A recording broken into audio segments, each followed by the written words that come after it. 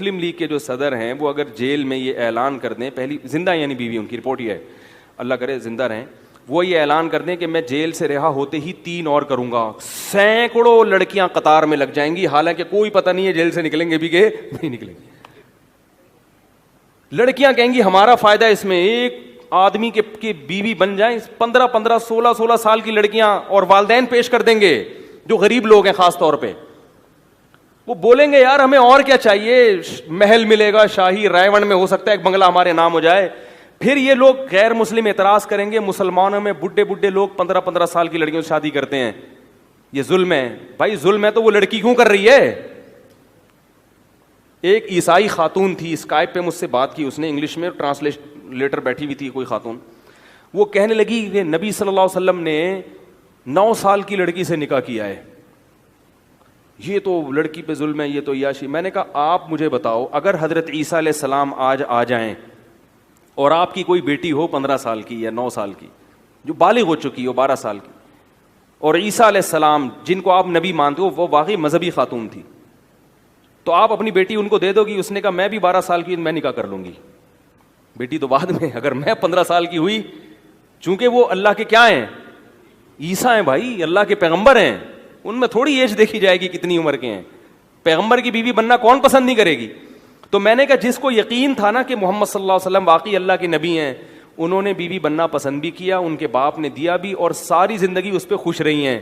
اور جن کو آپ کی نبوت پہ شبہ ہے وہ کہہ رہے یار 50 سال کے ہو کے شادی کس سے کی؟ بھائی جب وہ خوش ہے تو آپ کو کیوں تکلیف ہو رہی ہے؟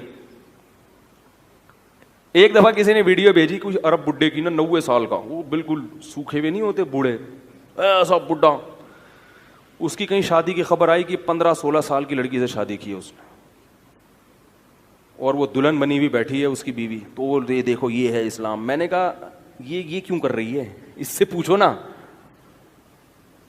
حالانکہ سعودی عرب میں تو لڑکیوں کو یہاں کی نسبت آسانی سے جوان لوگوں کے رشتے بھی مل جاتے, تو یہ انکار کر دیتی, ہم سے مشورہ لیتی, ہم کہتے بھائی جب جوان ہیں تو بوڑھے, ہم جیسے جب جوان موجود ہیں تو اس بوڑھے سے کیوں کر رہی ہو؟ ہم مشورہ دیتے, لیکن وہ ہمارے مشورے کو قبول وہ خود نہیں کر رہی, نہ اس کا باپ کر رہا ہے, اس لیے کہ اس بوڑھے سے شادی میں اس کو اتنے فائدے نظر آ رہے ہیں, وہ ارب پتی بوڑھا ہے, تیل کے کنووں کا مالک ہے. لڑکی بیچاری کہیں اورنگی ٹاؤن کی غریب لڑکی ہوگی, وہ سعودیہ کا اورنگی ٹاؤن, وہ کہہ رہی چھوڑو یار اتنا پیسہ مل رہا ہے. ممکن ہے کوئی خاتون کہیں یہ کیسا پیسہ بھائی ہمیں تو نہیں چاہیے, تو آپ کو نہیں چاہیے تو آپ نہ کریں.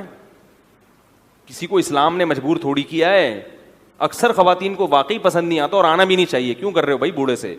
لیکن اگر کوئی کر رہا ہے تو یہ اس پہ ظلم نہیں ہے, بلکہ اس کے ساتھ احسان ہے کہ اس کو شریعت نے آپشن دیا ہے کہ بھائی نکاح میں بہت ساری مصلحتیں, تو تم کسی بھی کوئی بھی مصلحت حاصل کرنا چاہو تو تمہارے لیے راستہ کھلا ہوا. یہ مصلحتیں جبھی حاصل ہو سکتی ہیں کہ جب مرد کو زیادہ نکاحوں کی اجازت دی جائے, اور عورت کے لیے سلیکشن کیا ہو, آسان, سپلائی کے مقابلے میں ڈیمانڈ بڑھ جائے, اس سے عورت کی ویلیو بڑھے گی. ویلیو اس لیے کہ عورتوں کے لیے رشتوں کی کمی نہیں ہوگی, مردوں کے لیے رشتے کم پڑ جائیں گے. جو اچھے مرد تھے وہ سارے 4 کر کے بیٹھے ہوئے ہیں, اور جو ہیروئن کی چرسی بے روزگار وہ گٹر کے ڈھکن پہ بیٹھے ہوئے ہیں.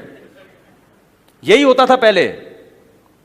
آپ اپنے باپ داداؤں سے جا کے پوچھو, جو رشتہ لینے آتے تھے جوتے گھسا کے بیٹی دیتے تھے ان کو, کبھی بھی تلاش نہیں کرتے تھے. اب باقاعدہ چراغ لے کے داماد ڈھونڈے جا رہے ہیں, الٹا معاملہ ہو گیا. اب مردوں کے لیے رشتوں کی کمی نہیں ہے, اس لیے اس کے نخرے بہت ہیں.